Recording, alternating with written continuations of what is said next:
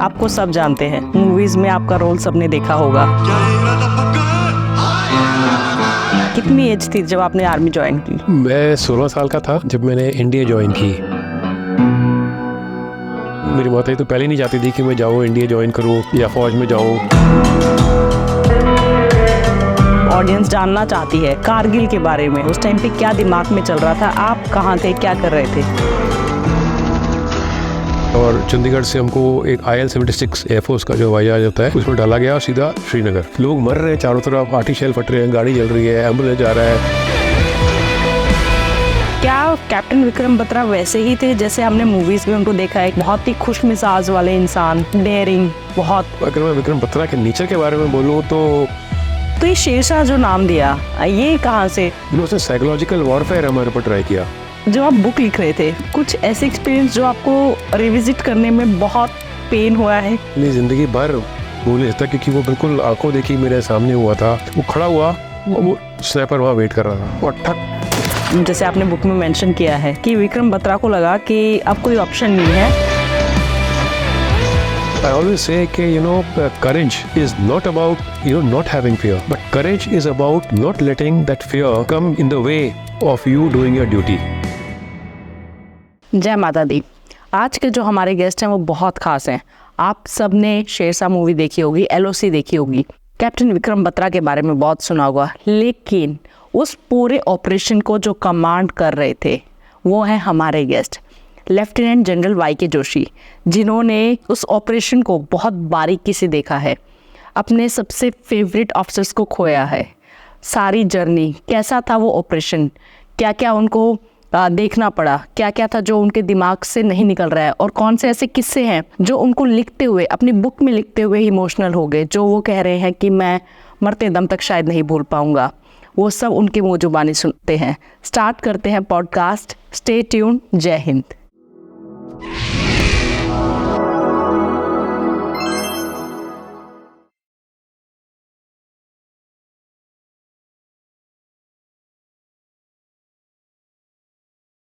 Welcome to our podcast general YK Joshi. Thank you. आपको सब जानते हैं, मूवीज़ में आपका रोल सबने देखा होगा। मेरा सिर्फ ये क्वेश्चन है कि ये जर्नी स्टार्ट कहाँ से हुई? कितनी एज थी जब आपने आर्मी ज्वाइन की? मैं 16 साल का था जी जब मैंने इंडिया ज्वाइन की।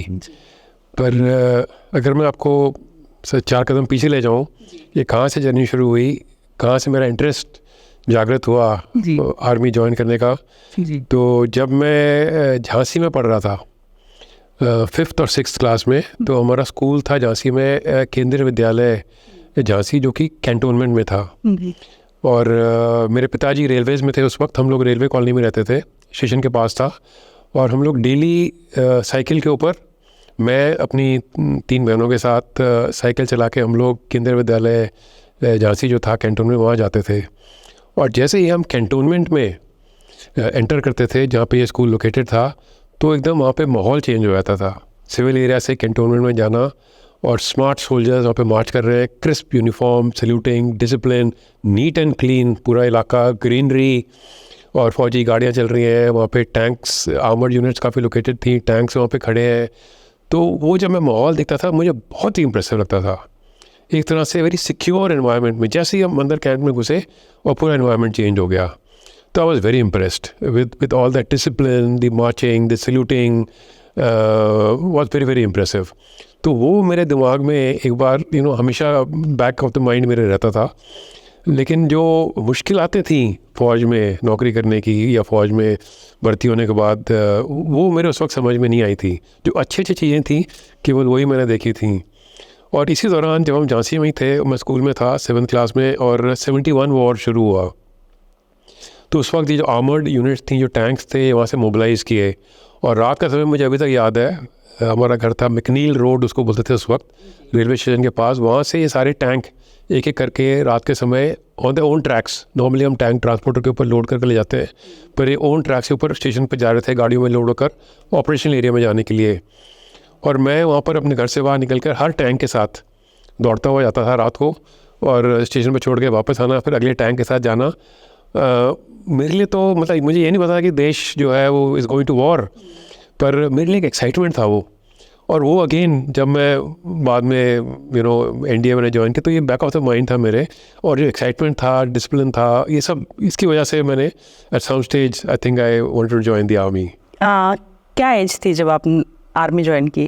तो मैंने जब एनडीए ज्वाइन की मैंने 11वीं पास की और मैं 16 साल का था। और ऑल्सो मैं आपको अपना बैकग्राउंड बताना चाहता हूँ कि एक तो जो मेरा एक्सपोजर है फ़ौज का केवल यही था जो मैंने आपको बताया झांसी का, जो अच्छी अच्छी चीज़ें मैंने देखी। दूसरा, फ़ौज में मेरी फैमिली में दूर दूर तक कोई नहीं था, तो जो डिफ़िकल्टी आती है फ़ौज की उसका मुझे बिल्कुल एक्सपोजर नहीं था। तीसरा, I belong to a family, मैं उस फैमिली से आता हूँ जहाँ पे I was the only son amongst 4 sisters, और ये 1970s की मैं बात कर रहा हूँ। और मुझे बहुत पैम्पर किया गया, लाड़ प्यार ज़्यादा मिला? बहुत ही ज़्यादा लाड़ प्यार से मेरे को बड़ा किया गया कि मुझे घर में एक उंगली भी उठाने की ज़रूरत नहीं पड़ती थी। अगर मैंने पानी पीना है तो कोई ना कोई बहन एकदम से पानी भर के ले आएगी, खाना खाना है तो क्या मुझे चाहिए, क्या खाना है, तो बहुत ही लाड़ प्यार से। फिज़िकल एक्सरसाइज भी मैंने कभी ज़रूरत नहीं पड़ी, कभी की भी नहीं। तो ऐसे माहौल से जब मैं निकला और मैं जाके एनडीए पहुंचा तो शुरू में तो मुझे बहुत मुश्किलातें आई, तो क्योंकि एनडीए में जो है डे 1 से बहुत ही सख्त ट्रेनिंग शुरू हो जाती है। और एक्चुअली एक और फैक्टर जो मेरे साथ प्ले अप हुआ, इन जो मैंने 2 फैक्टर बताए इनके अलावा, कि जिस बैरक में मुझे एनडीए में रखा गया गोरपुरी में, तो उसमें हम 6 थे। मैं अकेला था केंद्रीय विद्यालय से आया हुआ, जिसमें कोई हॉस्टल लाइफ कुछ नहीं देखी थी, और बाकी जो 5 थे वो सब एक मेयो कॉलेज का था, एक डून स्कूल का था, बाकी सैनिक स्कूल के थे। तो उनको मिलिट्री लाइफ, हॉस्टल लाइफ की अच्छी तरह से काफ़ी एक्सपीरियंस था। और मेरे लिए सुबह 5 बजे उठना, जाके नहाना धोना, ब्रश करना, शेव करना और फॉलन के लिए आना, और फिर फिज़िकल एक्सरसाइज, पीटी ड्रिल करना, it became very very difficult for me. और विद इन 1 वीक, एक हफ्ते के अंदर मुझे लगा कि मैं इस टफ लाइफ को झेल नहीं पाऊँगा। तो one of the weaker moments I wrote to my father कि मेरे बड़ा मुश्किल हो रहा है मुझे, आप आइए मुझे ले जाइए वापस। पर उस 70s की बात है, कोई मोबाइल नहीं थे, हमारे घर में लैंडलाइन भी नहीं था, तो तकरीबन 1 हफ़्ता लगा कि चिट्ठी मेरे घर पहुंची। घर में काफ़ी डिस्कशन हुआ होगा, क्योंकि मेरी माता तो पहले नहीं चाहती थी कि मैं जाऊँ एनडीए ज्वाइन करूँ या फ़ौज में जाऊँ। फिर मेरे फादर आए, ट्रेन पकड़ के आए, तो तब तक 2 हफ्ते निकल गए थे। तो इन 2 हफ्तों में एक तो मैंने ट्रेनिंग वहाँ पे की, दोस्त बना लिए, I got use to the kind of life. और दूसरा, मेरे दिमाग में ये भी चलता था बहुत ज़्यादा बैक ऑफ माइंड कि जब मैं एनडीए के लिए सिलेक्ट हुआ, सब ने आके मुझे मुबारकबाद दी, स्कूल में पार्टीज़ हुई, स्कूल के मैगज़ीन में मेरा फ़ोटो आया, मेरा नाम आया कि कितनी गर्व की बात है कि योगेश जोशी एनडीए में हमारे स्कूल का बच्चा सिलेक्ट हो गया है। And all my friends, my family, रिश्तेदार, एवरी शुड फील प्राइड। मैंने कहा अब मैं छोड़कर वापस जाऊंगा तो क्या बोलेंगे, कितनी बेइज्जती की बात होगी। हाँ जी। तो ये 2 हफ्ते मेरे दिमाग में ये भी पीछे चल रहा था, तो उस वजह से मैंने और मेहनत की। और जब तक मेरे पिताजी वहाँ पहुँचे तो मैंने फिर उनको बोला कि आई एम सॉरी कि आपको मैंने एम्बैरेस किया और आपको इतना सिचुएशन में डाला और आपको आना पड़ा, पर I have got used to this life and मैं किसी ना किसी तरह मेहनत करके कर लूँगा जी। तो अब आपके सामने हूँ मैं, I retire as northern army commander. So destiny, little hard work, facing the challenges. Destiny कहीं ना कहीं लेके जा रही थी आपको। करेक्ट। जी। क्या आप भी अपनी पास्ट लाइफ जानना चाहते हैं? क्या आप भी जानना चाहते हैं कि क्या कर्म करके आए थे जिसकी वजह से ऐसी जिंदगी मिली है, अच्छी या बुरी? क्या आप भी अपने फ्यूचर को जानना चाहते हैं? आपकी लाइफ में जो भी प्रॉब्लम चल रही है, बहुत टाइम से किसी कंपेटिटिव एग्जाम की मेहनत कर रहे हैं बट उसमें सक्सेस नहीं मिल रही है, उसमें आपको जो अचीव करना चाहते हैं वो नहीं मिल रहे हैं, कोई बिजनेस आपने खोला था लेकिन वो बिजनेस वैसे का वैसा ठप हो गया है, शादी नहीं चल रही है, सोलमेट कौन है, कभी आया भी था लाइफ में या आना है? इन सारे सवालों के जवाब आपको आकाशिक रीडिंग में मिलेंगे। यस, मैं बात कर रही हूँ आकाशिक रीडिंग की। आकाशिक रीडिंग में बेसिकली होता क्या है? आकाशिक रीडिंग में आपकी सोल की जर्नी का पता चलता है, आपकी आत्मा क्या कर्म करके आई थी जिसके बेसिस पे आपका फ्यूचर पता चलता है कि आपको क्या करना चाहिए, कौन सा बिजनेस आपके लिए सबसे बेस्ट है, कौन से बिजनेस में आपको तरक्की मिलेगी, आपका सोलमेट कौन है, कैसे पहचाने उसे, वो कैसा दिखता होगा। तो जब भी वो आपकी लाइफ में आए उसे जाने नहीं देना है, उसी से शादी करिए। किसी गलत इंसान से शादी करके जिंदगी भर मत पछताइएगा। अगर आप अपने किसी लव्ड वन से जो इस दुनिया में नहीं है, आप जानना जानना चाहते हैं कि उनकी डेथ क्यों हुई, क्या उनकी कोई इच्छा थी, वो मुक्त हैं भी या नहीं भी। इन सारे सवालों का जवाब आपको सिर्फ और सिर्फ मेरे पास मिल सकता है। बहुत वास्ट एक्सपीरियंस के साथ मैं बात कर रही हूँ डॉक्टर ममता, जिसने आकाशिक रीडिंग को एक नई पहचान दी है, हर एक इंसान तक पहुंचाया है। तो अगर आपको भी अपना अपॉइंटमेंट चाहिए, आपको भी बुकिंग करनी है, तो आपको नीचे वेबसाइट दिख रही होगी, नंबर्स दिख रहे होंगे, आप कॉल कर सकते हैं, अपनी प्रॉब्लम बता सकते हैं। इसमें बच्चों की भी रीडिंग हो सकती है, बच्चों की भी रीडिंग की जाती है। अगर आपका बच्चे को कोई प्रॉब्लम है, ऑटिज्म से सर्वाइव कर रहा है, या क्यों है ऐसा वो बच्चा, क्या किस्मत, आपने क्या ऐसे दान पुण्य किए थे जिसकी वजह से आप इतने सौभाग्यवती हैं, जो भी आपके सवाल हैं वो उन सब सवालों के जवाब आपको आकाशिक रीडिंग में मिलेंगे। जय माता दी। आपने यूनिट ज्वाइन की, लाइक आप फर्स्ट टाइम गए, तो वो कैसा एक्सपीरियंस था? 13 जैकरिफ में जब आप गए तो वो कैसा था? IMA की ट्रेनिंग के बाद IMA में हम लोग को चॉइस ऑफ आउट करनी पड़ती है कि आप किस यूनिट में जाना चाहते हैं, और अगर आपके मेरिट के हिसाब से वो फिट हो रहा हो तो आपको वो यूनिट दे दी जाती है, नहीं तो आपकी जो बाकी चॉइस दी जाती है, अदरवाइज जो अवेलेबल है वो दे दी जाती है। तो मैंने हमको जब चौथा फॉर्म भरना होता है उसके पहले IMA से हमको आसपास के यूनिट्स सब ले जाते हैं एक्सपोजर देने के लिए।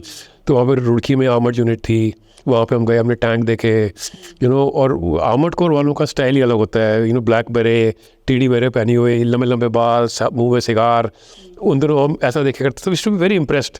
और मूवीज़ वगैरह भी इंग्लिश जो भी देखते थे उसमें आर्मर्ड कोर वाले बड़े स्टाइल से चल रहे हैं, हाथ में केन पकड़ी हुई है। और तो मैंने अपना चॉइस पहला आर्मर्ड कोर भरा था, और कंपलसरी इन्फिनिटी चॉइस भी होनी पड़ती है, वो मैंने जैकरेफ भरी थी क्योंकि मेरा एक बहुत अच्छा दोस्त था कैडेट जॉली, एंड वो जम्मू का था, उसने जैकरेफ भरी, मैंने भी जैकरेफ भर दी, और हम फिर उस बात को भूल गए। पर जब मुझे चॉइस ऑफ आर्म्स मिला, मुझे बताया गया डिप्टी कमांडेंट ने, तो उसने बोला कि आपको इन्फेंट्री मिली है और जैक राइफल्स, और वो भी 13 जैक राइफल्स। 13 जनरली हम अनलकी नंबर्स समझते हैं, एंड तो मेरा सिर घूमा कि कहाँ इन्फेंट्री में पहुंच गया अभी। एक और मुश्किल, और बाद में पता चला कि वो यूनिट जो है वो नागालैंड में है। तो 1978 में नागालैंड में सिचुएशन काफ़ी डिफ़िकल्ट थी, इंसिडेंसी काफ़ी ज़्यादा थी, और काफ़ी एम्बुश और ऑपरेशंस वहाँ पे चलते रहते थे।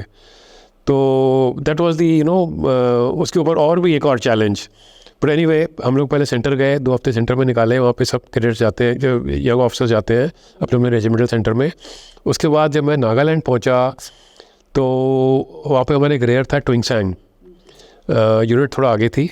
तो वहाँ पे बैंक वहाँ पे था, उसको क्या है, हम लोग उन दिनों में, आजकल तो सब डिजिटल हो गया है, हम लोग बैंक से जाके पे कलेक्ट करते थे पूरी बटालियन की, और फिर लेके जाते थे बटालियन में, और फिर एक पे परेड होती थी, सब जवानों को पे दी जाती थी।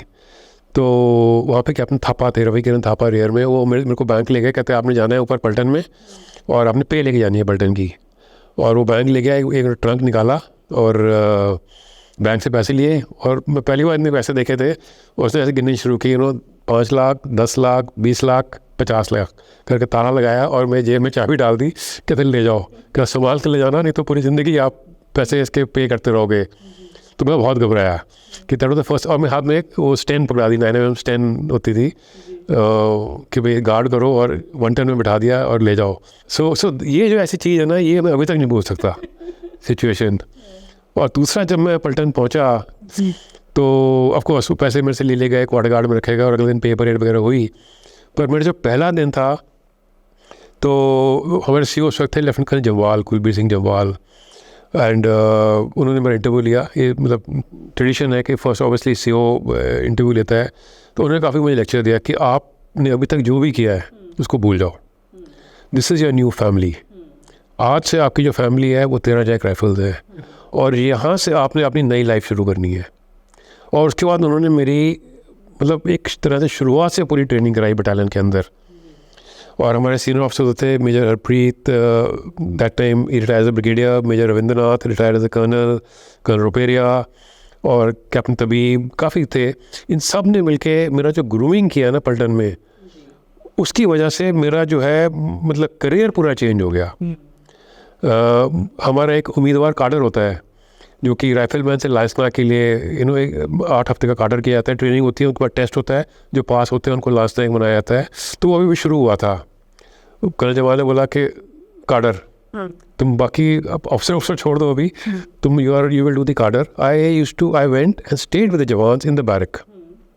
उन्होंने तो मेरे पे उससे उतरा दिए थे कि उतार दो तुम, you are with the boys, mix with them, learn from them, और जब आपका कार्डर ख़त्म होता है, जो ट्रेनिंग के अलावा आपको उनके नाम, उनकी फैमिली के बारे में, उनकी क्या प्रॉब्लम्स हैं, उनके साथ आप खाओगे लंगर में, इस तरह की मेरे को उन्होंने ट्रेनिंग कराई। और मेरा डेली मुकाबला होता था जवानों के साथ, वेपन ट्रेनिंग, ड्रिल, पीटी। और वो मतलब I have to prove my point कि मैं उनसे, उनके बेहतर नहीं तो कम से कम उसके बराबर तो हूँ, उनसे सीख सकता हूँ। तो उस ट्रेनिंग से मतलब मेरा जो करियर है वो totally took a different path, from a person who wanted to run away और leave the academy, national defence academy, to a person in the grooming in the battalion and to finally retiring as the Northern Army Commander of the Indian Army is all because of that grooming in the battalion. Because मैं जानती हूँ audience बहुत जानना चाहती है कारगिल के बारे में, क्योंकि कारगिल का आपका रोल प्ले किया है संजय दत्त ने एंड शरफ ने।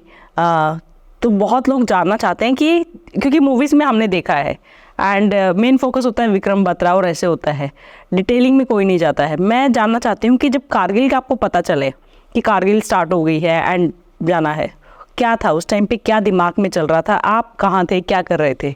जब कारगिल शुरू होने से पहले 13 जैक राइफल सोपोर में थी जी, कश्मीर वैली में। सोपोर में डिप्लॉयड थी। हमको 2 साल हो चुके थे, 97 से 99 तक, और हमारी पलटन अभी पीस स्टेशन में जाने की तैयारी कर रही थी। एंड और हमारा पीस स्टेशन जो हमको अलॉट किया गया था वो शाहजहाँपुर था। तो जब हम बटालियन मूव करती है किसी भी एक स्टेशन से दूसरे स्टेशन पे, तो पहले एडवांस पार्टी जाती है। तो मैं अपनी बटालियन की एडवांस पार्टी लेकर शाहजहाँपुर में था उस वक्त जी। और शाहजहाँपुर में हमारा हैंडी टेक ओवर चल रहा था, जिस भी पलटन से हमें टेक ओवर करना था, और उस पलटन ने अपनी और जगह पे जाना था। और पीछे से जो है ये कारगिल से खबरें आनी शुरू हो गई कि कुछ इन्फिल्ट्रेशन हुआ है, एम्बुश हो गए हैं, कुछ ये सारी रूमर्स, कुछ रूमर्स और कुछ सच्चाई जो भी था वो खबरें आनी शुरू हुई। तो जब काफ़ी डिटेल में पता चला कि इन्फिल्ट्रेशन ज़्यादा है, मोबिलाइजेशन हमको और ट्रुप से जाने पड़ेंगे, तो सोपोर में जो 8 माउंटेन डिवीज़न थी डिप्लॉयड सोपोर पट्टन के इलाके में, उसको मोबिलाइज़ करके जोतला के पार लद्दाख में भेजा गया। और मेरी बटालियन इसी 8 माउंटेन डिवीज़न का हिस्सा थी, तो उसको भी वहाँ से मोबिलाइज़ किया गया।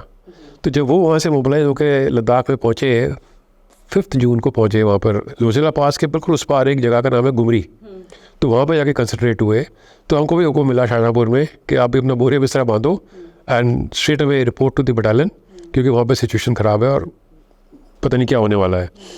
तो हम लोग इमीडिएटली वहाँ से चंडीगढ़ पहुँचे एडवांस पार्टी लेकर, और चंडीगढ़ से हमको एक IL-76 एयरफोर्स का जो हवाई जहाज होता है उसमें डाला गया और सीधा श्रीनगर। श्रीनगर से फिर हम कॉन्वॉय लेकर जोजिला क्रॉस किया, और 10 जून 1999 को मैं वापस गुमरी में पलटन के साथ जाके वापस पहुंच गया। जब तक वहाँ पहुँचे तो सिचुएशन और भी ख़राब हो चुकी थी। अटैक्स तोड़लिंग के ऊपर, टैगर के ऊपर इनिशियल अटैक्स हो चुके थे। और हमको फिर हुक्म मिला कि 13 जैकरिफ जो है 56 माउंटेन ब्रिगेड का हिस्सा होगी, और 2 राजरिफ जो तोड़लिंग के ऊपर हमला कर रही है उसका रिजर्व होगी। तो 10 तारीख को मैं पहुँचा, 11 को हमको ये हुक्म मिला, 12 तारीख को हम पूरी बटालियन लेकर गुमरी से द्रास पहुंच गए। द्रास तोड़लिंग जो है वो बिल्कुल द्रास के ऊपर डोमिनेट करता है। 12 तारीख को हम पहुंचे, और 13 तारीख को बटालियन का हमला, 2 राजरिफ का हमला गया तोड़लिंग के ऊपर, और वो सक्सेसफुल हुआ। और 13 तारीख को सुबह हमको जब खबर मिली कि 2 राजरिफ ने तोड़लिंग के ऊपर सक्सेसफुल कैप्चर कर लिया है, तो हमको हुक्म मिला कि अब आप ऊपर तोड़लिंग के जाइए, और तोड़लिंग के आगे जो फीचर्स हैं, रॉकी नॉबर हम्प और .5140, उसको कैप्चर करने का टास्क हमको दिया गया। इसमें भी मैं बताना चाहता हूँ कि जैसे मैंने बताया कि मैं शाहजहाँपुर में था, 10 तारीख को मैं गुमरी पहुँचा जोजिला के पार, 11 तारीख को हमको हुक्म मिला 56 माउंटेन ब्रिगेड, 12 को हम द्रास पहुँचे, और 13 तारीख को रात को मैं तोड़लिंग के ऊपर बैठा हुआ था। और जब मैं तोड़लिंग के ऊपर पहुँचा तो वहाँ पर आर्टिलरी शेलिंग हो रही थी चारों तरफ, दुश्मन का मशीन गन का फायर आया था 5140 से, और सिचुएशन इतनी ख़राब थी कि कुछ समझ नहीं आता क्या हो रहा है। और मेरे लिए ये चीज़ें इतनी फास्ट हुई कि मुझे लग रहा था कि ये एक ड्रीम है, एक नाइटमेयर है, सपना है कि मैं अभी अपनी आंखें खोलूँगा तो मैं वापस शाहजहाँपुर में होऊंगा, पीटी, ड्रिल और अपना जो भी पलटन के साथ स्विमिंग पूल, टेनिस वगैरह कर रहा हूँ। बिल्कुल इतनी फास्ट ये एक्शन हुआ, ऐसी सिचुएशन थी। द्रास जब मैं पहुँचा पलटन को लेके, तो वहाँ पर फर्स्ट थिंग जो आपको स्ट्राइक करती है, वहाँ पे एक रोड के ऊपर एक बोर्ड लगा हुआ है जो कि BRO ने लगाया हुआ है, बॉर्डर रोड्स जो रोड वगैरह बनाते हैं, उस पर लिखा है कि Dras the second coldest inhabited place in the world at -60 degree centigrade. तो द्रास का टेम्परेचर जो है कुछ साल पहले -60 डिग्री रिकॉर्ड किया गया, इतनी ठंड वहाँ पे पड़ती है। दूसरा, वहाँ पे चारों तरफ आर्टिलरी शेलिंग हो रही थी, और आर्टिलरी शेलिंग कुछ हवा में बर्स्ट हो रहे थे, एयर बर्स्ट जिसको हम बोलते हैं, कुछ ज़मीन पे रोड के ऊपर नेशनल हाईवे के ऊपर बर्स्ट हो रहे थे। एक गाड़ी हमारे सामने ऐसे टेढ़ी पड़ी हुई थी, उसको आग लग गई थी, आर्टिलरी शेल से उस पर आग लग गई थी। कुछ कैजुअल्टीज़ एम्बुलेंस लेकर जा रही थी, और सामने जो टनलिंग था जो अभी कैप्चर नहीं हुआ था तब तक, वहाँ से कैजुअल्टीज़ नीचे लाई जा रही थी, और दूर मशीन गन का फायर हमको सुनाई दे रहा था। और ऐसी सिचुएशन जब हम इसका जायज़ा ले रहे थे, तो तब हमको मिला कि अभी आप टनलिंग के ऊपर चढ़ जाइए जी। तो आप समझ सकते हैं कि उस वक्त जवानों के दिमाग में या मेरे दिमाग में, अफसर के दिमाग में क्या चीज़ क्या हो रहा होगा हमारे दिमाग में। तो first thing that come into your mind is self preservation. लोग मर रहे हैं चारों तरफ, आर्टिशियल फट रहे हैं, गाड़ी जल रही है, एम्बुलेंस जा रहा है, डेड बॉडीज सोल्जर्स की लाई जा रही हैं। तो that self preservation comes to mind, that fear comes to your mind. So I always say कि courage is not about not having fear, but courage is about not letting that fear come in the way of you doing your duty. So ये बहुत ज़रूरी है. You have to overcome that fear. So we overcome that fear, and with our training हम tunnelling के ऊपर चढ़े, और फिर जो 13 जैकरिफ ने जो जीतें हासिल की, उसके ऊपर तो 2 पिक्चरें बन गई हैं. तो जब आपने कैप्टन विक्रम बत्रा की वहाँ पे पिपिंग की थी, तो ये अलाउ है, बिकॉज आई थिंक आपकी बुक में भी आपने मेंशन किया है, क्योंकि ये अनएक्सपेक्टेड था कि एक लेफ्टिनेंट से आप कैप्टन प्रमोट कर रहे हैं. तो वो कैसे एक्सपीरियंस था, क्या माइंड में आया था जब आपको ये ऑर्डर मिला था? तो जो हमने पहला हमला किया .5140 का, तो उस वक्त जम्वाल और विक्रम बत्रा दोनों लेफ्टिनेंट्स थे. उनकी 2 साल से भी कम नौकरी थी. तो फील्ड एरिया में अगर वैकेंसीज हैं, तो किसी को लेफ्टिनेंट को अगर कैप्टन प्रमोट करना है तो उसकी कम से कम 2 साल की नौकरी होनी चाहिए. तो इसलिए वो लेफ्टिनेंट थे.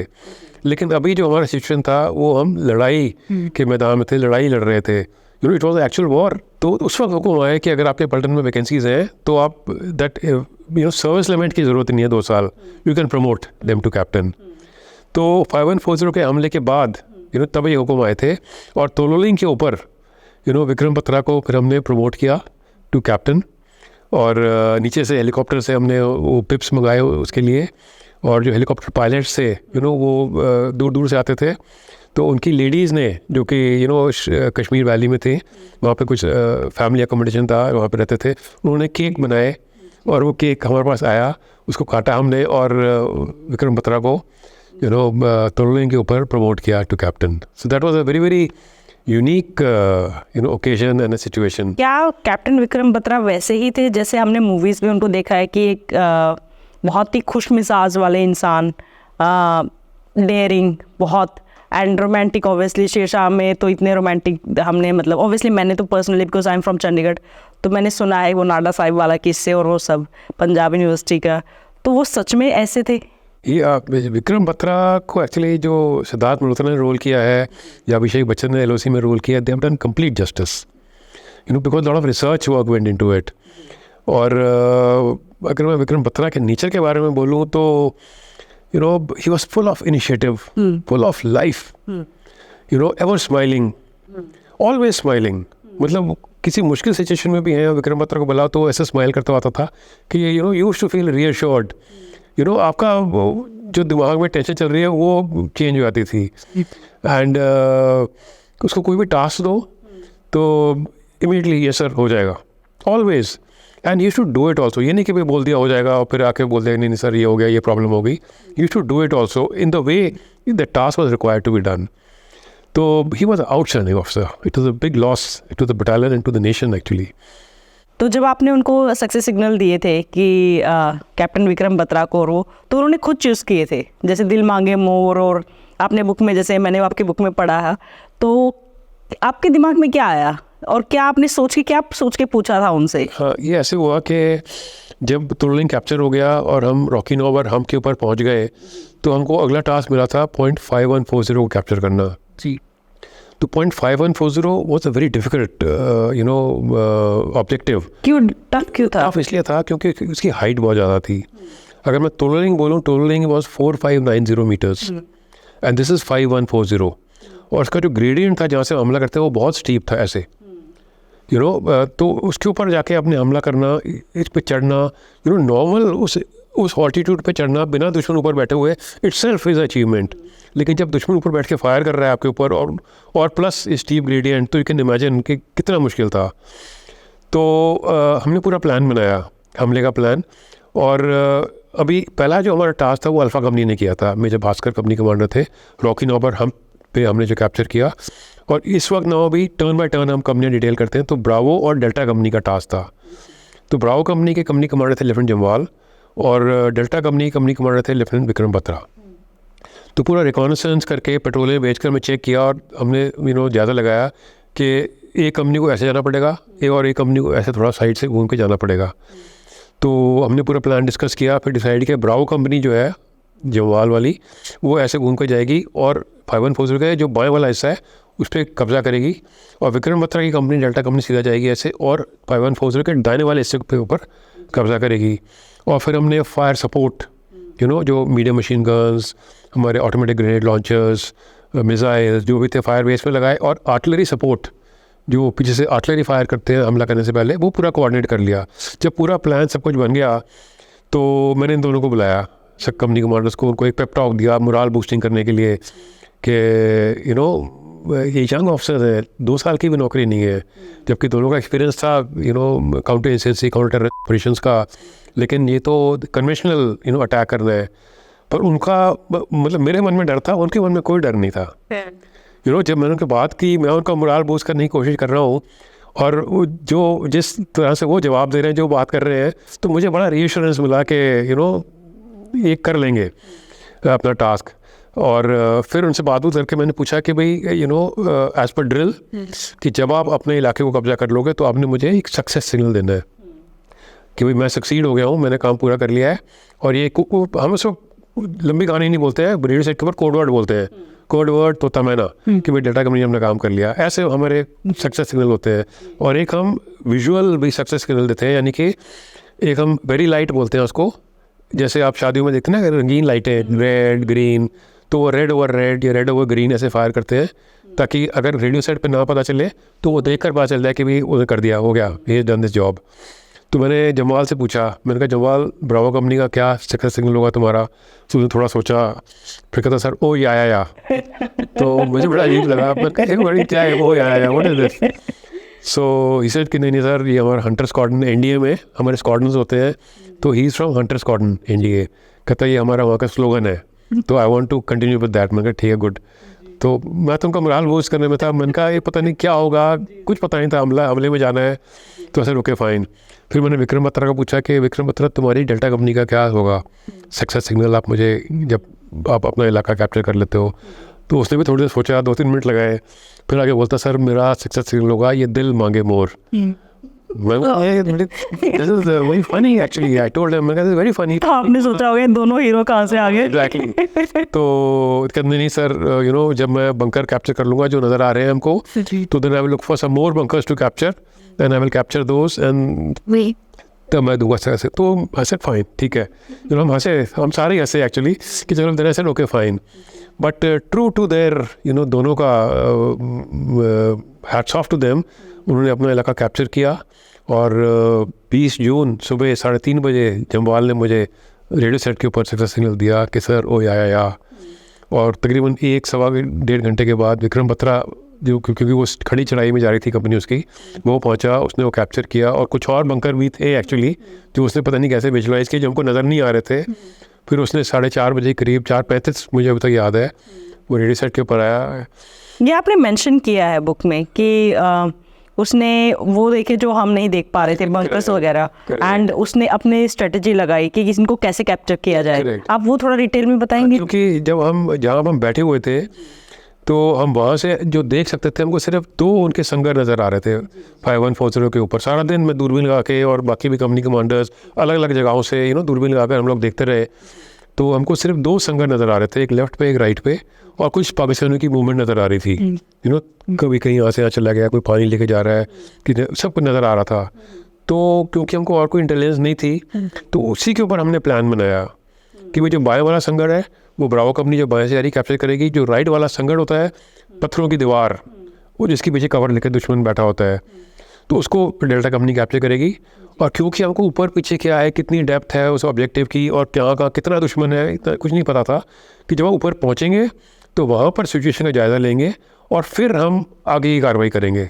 क्योंकि जो चार्ली कंपनी रिजर्व थी, हो सकता है उसकी भी ज़रूरत पड़े अगर दुश्मन ज़्यादा है, तो ब्रावो डेल्टा कंपनी कैप्चर करने के बाद फिर मुझे चार्ली कंपनी इंडक्ट करनी पड़ती तो बाकी की कार्रवाई करने के लिए। लेकिन उसकी ज़रूरत नहीं पड़ी, क्योंकि जो दाईं तरफ कुछ बंकर थे जो विक्रम बत्रा ने अपने कैप्चर करने के बाद, फिर उसने उसी कंपनी ने उसी को क्लियर किया, और फिर उसने सक्सेस सिग्नल दिया मुझे, Shershah for Chanakya radio set के ऊपर। जी, आपका अचानक क्या था? हाँ जी, हाँ जी। सो एंड वो वर्ड्स जो है, ये दिल मांगे more, it become household name actually, household slogan, जो अभी तक उस वक्त तो खैर बहुत ज़्यादा लोग इसके बारे में बातचीत करते थे, और उनकी 2 पिक्चरें बन गई हैं अभी तो। ये शेरशाह जो नाम दिया, ये कहाँ से? ये हम लोग क्या है, जब रेडियो सेट के ऊपर बात करते हैं जी जी, तो कई बार हमारे पास सीक्रेसी डिवाइस नहीं होता जिसमें कि इनक्रिप्ट होकर ताकि दुश्मन ना सुन सके, तो हम क्लियर में बात करते हैं। क्लियर में नहीं कि हम जिस फ्रीक्वेंसी में बात कर रहे हैं, अगर दुश्मन अपना रेडियो सेट लगाकर उसी फ्रीक्वेंसी के ऊपर आ जाए तो वो हमारी बातचीत सुन सकता है। पर हम फिर कोड में बात करते हैं कि दुश्मन को पता चले हम क्या बात कर रहे हैं। सुन तो रहा है वो, पर उसको पता नहीं चल रहा है। पर अगर मैं बोलूँगा कि मैं CO13 जैक बोल रहा हूँ डेल्टा कंपनी कमांडर से, तो उनको क्लैरिटी मिल जाएगी। तो हमारे चाणक्य व शेरशाह, उसको नहीं पता कौन चाणक्य है, कौन शेरशाह है, या कौन संग्राम है, कौन खलीफा है। ऐसे हमने आर्बिट्ररी नाम रखते हैं, तो ऐसे रखे हुए थे, और फिर हम वैसे ही बात करते थे रेडियो सेट के ऊपर। पर मैं आपको ये भी बताऊं कि उस वक्त जब जमाल पहुंच गया था और उसने मुझे रिपोर्ट दी, तो शेरशाह इमीडिएटली सेट के ऊपर आया और बोला, सर, उसको हुआ कि भाई वो पहुंच गया, मैं नहीं पहुंचा अभी तक। तो ही वॉज ऑलवेज दैट कि मुझे पहले करना है। तो सेट के ऊपर आया कि शेरशाह व चाणक्य, डोंट वरी सर, मैं पहुंचने वाला हूँ, एंड हम भी अपना काम कर लेंगे वगैरह वगैरह। उसने सेट में मुझे रिपोर्ट दी, तो पाकिस्तान ने उसको इंटरसेप्ट किया जो ऊपर बैठे हुए थे। तो उन्होंने जब इंटरसेप्ट किया तो फिर वो रेडियो सेट पे आया बोलने के लिए। उसने साइकोलॉजिकल वॉरफेयर हमारे ऊपर ट्राई किया कि कहता है, शेरशाह तुम ऊपर आने की कोशिश मत करना, नहीं तो बचोगे नहीं यहाँ पर, एंड ही थ्रेटन्ड एक्चुअली। वो विक्रम बत्रा ने इमीडिएटली सेट पे वी ऑल रियलाइज किया पाकिस्तानी बोल रहा है, उसको बहुत गाली गलौज किया। फिर मैंने भी किया, और फिर एक और हमारा मेजर भास्कर है, सब ने हमने मिलकर उसको इतनी गाली गलौज की कि जो उसका साइकोलॉजिकल वॉरफेयर जो हम पे करना चाह रहा था, वो I think must have backfired on him. And I was also tell you कि ये जो हमारा कन्वर्सेशन हो रहा था, ये नीचे जो जनरल हमारे जनरल महेंद्रपुरी थे, 8 माउंटेन डिवीजन, वो सुन रहे थे। तो ये मुझे पता नहीं था, नहीं तो मे भी हम अपनी भाषा में थोड़ा रिजर्व रहते। पर बाद में जब हमला करके हम नीचे पहुंचे तो जनरल महेंद्रपुरी के साथ इंटरेक्शन हुआ, तो ही टोल्ड मी एक्चुअली कि don't worry, it speaks of the high moral of the battalion, जोश होना चाहिए, बाकी ठीक है। और वो माधुरी वाला इंसिडेंट वो हुआ था 0.4875 के ऊपर, मच लेटर, जो हमारा अगला ऑब्जेक्टिव था जी। तो उसमें क्या था कि जब हम काफ़ी नज़दीक पहुंच गए थे दुश्मन के, और हम 4 तारीख को हमने हमला किया था 0.4875 के ऊपर, 5 और 6 को हम पूरा कैप्चर नहीं कर पाए थे। एक नैरो एक लेज था, और उसके 50 मीटर पीछे वो दुश्मन बैठा हुआ था, और इतने नज़दीक थे हम 2 दिन, 6, 5, 6, 2 दिन जुलाई 99 कि हम लोग आपस में बातचीत कर रहे थे और गाली गलौज दे रहे थे एक दूसरे को। तो और वो ग्रेनेड फेंक रहे थे, हमारे जवान ग्रेनेड कैच करके वापस फेंक रहे थे। तो उस वक्त उन्होंने ये बोला था कि साथी हमको माती दिशा दे दो, हम वापस चले जाएंगे यहाँ से। तो अगेन जो जवाब उसको मिला, वो तो आपको पता ही है क्या जवाब मिलेगा। जैसे आपने बुक में मेंशन किया है कि विक्रम बत्रा को लगा कि अब कोई ऑप्शन नहीं है, डायरेक्ट आपको, मतलब उसको लगा कि मुझे जाना पड़ेगा। वो इंसिडेंट प्लीज़ आप बताइए, बिकॉज वो जब हम मूवीज़ में भी देखते हैं ना तो दिल भर आता है, भारी हो जाता है। मैं आपसे वो जानना चाहती हूँ। तो मैं 4875 की पूरी आपको कहानी सुनाता हूँ किस प्रकार से ये हुआ कि हमने जब 5140 कैप्चर कर लिया, तो उसके बाद हम डी इंडक्ट हो गए वहाँ से वापस घुमरी, और हमको हुक्म मिला कि 10 दिन के लिए रेस्ट, रिफिट, एंड अपने टेक स्टॉक ऑफ कैजुअलिटीज़ जो भी हुई हैं, वेपन्स, इक्विपमेंट, एमिनेशन, राशन वगैरह वगैरह, और फिर आगे का क्या टास्क मिलेगा वो देखेंगे। तो फिर हमको अगला टास्क मिला टू कैप्चर पॉइंट 4875, जिसको क्या बत्रा टॉप के नाम से जाना जाता है। और तो हमने फिर वहाँ पे बिल्डअप शुरू किया मशको वैली में, और सब प्लानिंग करने के बाद हमने 4 जुलाई को हमने हमला शुरू किया पॉइंट 4875 के ऊपर। तो जैसे मैंने बताया कि हमारा पहला जो टास्क था वो अल्फ़ा कंपनी ने किया जी, फिर 5140 ब्रावो और डेल्टा कंपनी ने किया। अब हम जब 4875 के ऊपर आए और जो हमने हमला किया, तो अगेन इसमें अब चार्ली कंपनी और अल्फ़ा कंपनी, जो कि सबसे पहले हमले में गई थी, इनको टास्क मिला। तो चार्ली कंपनी कमांडर थे मेजर गुरप्रीत जी, और अल्फ़ा कंपनी के कंपनी कमांडर थे मेजर भास्कर। और हमने फिर ऊपर फायर बेस लगाया अपना, और 4 तारीख को हमारा हमला शुरू हुआ। और हमारा क्या होता है कि जैसे 5140 में सुबह होने से पहले हमने कैप्चर करना है। नहीं तो क्या होता है कि अगर आप सुबह होने से पहले या लाइट पौ फटने से पहले अगर आप ऊपर दुश्मन के ऊपर आपने कैप्चर नहीं किया, तो अब क्या है, एक तो आप दुश्मन के बहुत नज़दीक है और दिन हो गया है और ट्रूप्स कंसंट्रेटेड है, तो वो आपके ऊपर बहुत हैवी कैजुअलिटीज़ इन्फ्लिक्ट कर सकते हैं। तो 4875 का जो ट्रेन था वो बहुत ही मुश्किल था, और उसकी वजह से हमारे मूवमेंट स्लो थी। तो 5 तारीख की सुबह तक हम ऊपर तक कैप्चर नहीं कर पाए और दिन हो गया, और दुश्मन ने क्या किया, फायर करना शुरू कर दिया, हमारी कैजुअलिटी होनी शुरू हो गई। तो जो चार्ली कंपनी कमांडर था, जो कि सबसे नज़दीक था मेजर गुरप्रीत, उसका रेडियो ऑपरेटर भी इंजर हो गया और उसका रेडियो डैमेज हो गया। तो मैं उससे कम्युनिकेशन में नहीं रहा, पर गुरप्रीत ने इंटेलिजेंस दिखाई। उसने अपने जो एक आर्टिलरी का ऑफिसर साथ होता है, उसके बाद वो रेडियो सेट होता है, तो उसने उस रेडियो सेट से मेरे से बात की और मुझे एक्सप्लेन किया कि सर जो आप बंकर हमें बता रहे थे जो कि हमने कैप्चर करना था, उस इलाके से वहाँ से दुश्मन का बहुत फायर आ रहा है, एंड आप कुछ करो, do something, otherwise we are in very difficult situation, very close to the enemy. वो फायर कर रहा है, हम तो नीचे बैठे हुए हैं, you can't fire like this, he is firing at you, looking down, aiming and fire. तो मैं बड़ी टाइट सिचुएशन में पड़ गया। फायर बेस में मैं भी देख रहा हूँ सामने 4875। आर्टिलरी फायर मैं मंगा नहीं सकता था क्योंकि हमारे ट्रूप्स बहुत नज़दीक थे। आर्टिलरी का तो 300-400 मीटर तक शैपल्स आते हैं, हमारी खुद की कैजुअलिटीज हो जाती। तो उस वक्त मैंने देखा कि वहाँ पर हमारे पास मिसाइल लॉन्चर्स थे, एंटी टैंक मिसाइल लॉन्चर्स, फैगट। तो मैं जो है एज ए कैप्टन, मैं इन्फेंट्री स्कूल में इंस्ट्रक्टर था और मैंने मिसाइल फायर भी किया हुआ था। अब मुझे पता था कि कहाँ से फायर आ रहा है, तो इमीडिएटली मैं लॉन्चर के पीछे लेटा और मैंने जो नंबर 2 था कौशल, मैंने कहा मिसाइल लोड कर, और उसने मिसाइल लोड की, मैंने एम लिया और मैंने फायर किया मिसाइल। नाउ ये एंटी टैंक मिसाइल जो है ये हम ऐसे फायर करते हैं प्लेन्स, सीधा टैंक के ऊपर, टैंक को डिस्ट्रॉय करने के लिए, या प्लेन्स में बंकर भी डिस्ट्रॉय करने हैं दुश्मन के, तो उस पर हम ऐसे फायर करते हैं। लेकिन ऐसे हाई एल्टीट्यूड में ये कभी हमने ऐसे इस्तेमाल नहीं किया। मुझे I had no hope in hell actually कि ये जाके उसको बंकर को लगेगा, but you have to try something, you have to think on your feet. तो मैंने लिया शिस्त और मैंने फायर किया और सीधा जाकर उस बंकर के ऊपर लगा, और I could see stones flying and all that. पर वहाँ पे हुआ क्या है पीछे हमको कुछ पता नहीं चल रहा था, क्योंकि नज़र नहीं आ रहा था। ऊपर पहाड़ी के ऊपर बंकर, उसके पीछे ना ही गुरप्रीत के जो वहाँ थे वो नज़र आ रहा था, वो भी नीचे छुपे हुए थे। पर डेस्टिनी या वट एवर वन में से कि लेफ्ट साइड में हमारे 17 जाट हमला कर रही थी 4875 के बाएं वाले हिस्से की तरफ। तो वहाँ पे उनके जवानों ने देखा, उस साइड से फ्लैंक से नज़र आ रहा था कि दुश्मन भाग रहा है, कुछ शोर शराबा हुआ है। तो वो मुझे फीडबैक रेडियो सेट के ऊपर आया कि सर जो आपने फायर किया है कुछ इफेक्ट तो हुआ है। मैंने एकदम से एक और मिसाइल लोड की, एक और फायर की, again went and hit. It was God's grace के वो जाके सही जगह पे लगी। और फिर वही फीडबैक आया। उस इमीडिएटली मैंने गुरप्रीत को बोला, मैंने गुरप्रीत ये मौका है, अभी दिन तो है कोई बात नहीं, पर दुश्मन इंजर हो गया है, वो हिला हुआ है, अभी आप उस पर जाके कैप्चर कर लो तो हमको सक्सेस मिल सकती है, बच सकते हैं हम सिचुएशन से। उसने इमीडिएटली जो सबसे आगे प्लेटून थी सूबेदार रमेश, उसको हुक्म पास किए, और उसमें जो आगे सेक्शन थी उसमें राइफलमैन संजय, नतिंदर और कुछ एक और जवान थे। उन्होंने इमीडिएटली उसके ऊपर हमला किया।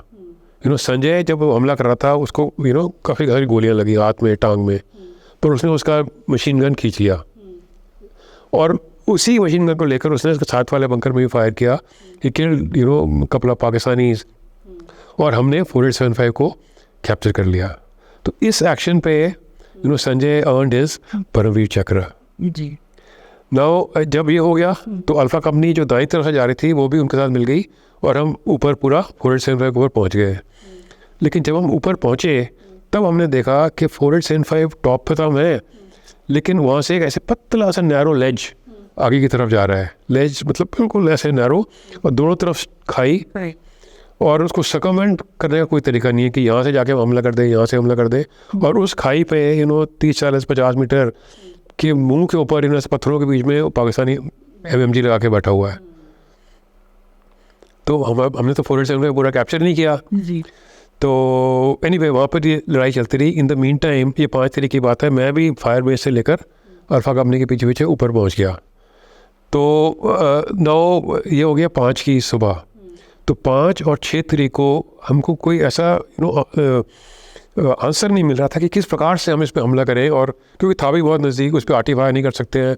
हम तो फायर कर ही रहे हैं, वो भी कर रहा है, पर till the time you can circumvent it, there is no way you can reach there. और सामने मुंह पे वो बैठा हुआ है तो, और वो ग्रेनेड फेंक रहा है, गाली गलौच हो रहा है। माधुरी दीक्षित वाला उसने बोला ये डायलॉग के दे दो हम चले जाएंगे एक्सेट्रा। तो बड़ी टाइट सिचुएशन हो गई, समझ नहीं रहा था क्या करना है। तो गुरप्रीत ने क्या किया, उसने कुछ रीइंफोर्समेंट्स आगे की तरफ भेजी नज़दीक, जो फायर एंड मूव ड्रिल करके। तो कैप्टन नवीन नगप्पा थे, वो सबसे आगे थे, सबसे आगे जो दुश्मन के नज़दीकी संगढ़ के पास, और वहाँ से वो फायर वगैरह कर रहे थे। लेकिन 7 तारीख को सुबह सुबह दुश्मन ने एक RPG फायर किया जो कि नवीन के बिल्कुल नज़दीक आके गिरा, और वो बहुत बुरी तरह से इंजर हो गया। His leg got complete damage, actually shattered. I have seen his leg and he had to leave the army. तो वो सिचुएशन हो गई, आपको नवीन को इवैक्यूएट करना है। तो विक्रम बत्रा एक पेट्रोल लेके गया और उसने नवीन को वहाँ से इवैक्यूएट किया।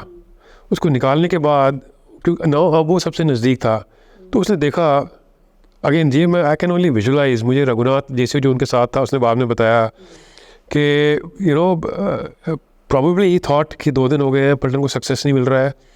उसने भी टेरेन भी देखा कि कहीं सकमेंट नहीं कर सकते हैं।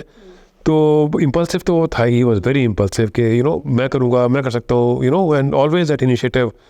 तो he with his AK-47 he just charged